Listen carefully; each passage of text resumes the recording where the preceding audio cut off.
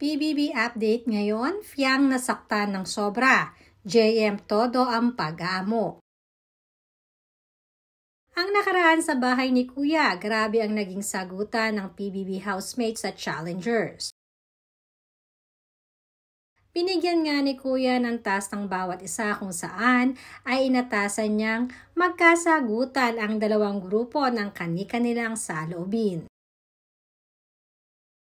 Kaya naman umpisa pa lamang ay nagkainitan na sina Fiang at Therese dahil sa isang manok lamang.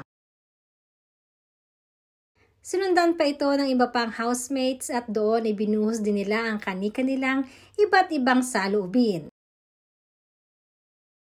Mapapansin na naging emotional naman ang halos lahat ng mga housemates.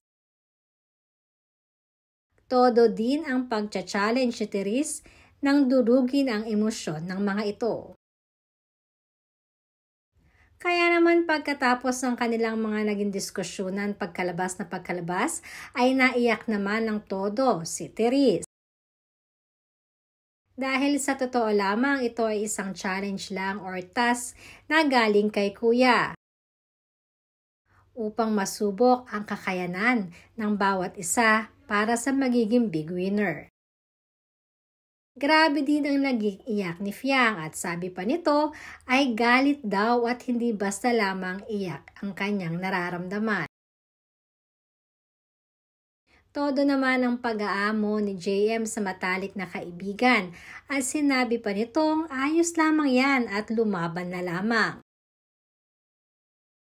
Mukhang hindi pa rin talaga magets ng mga housemates na ito ay pakala lamang ni Kuya at hindi naman personalan.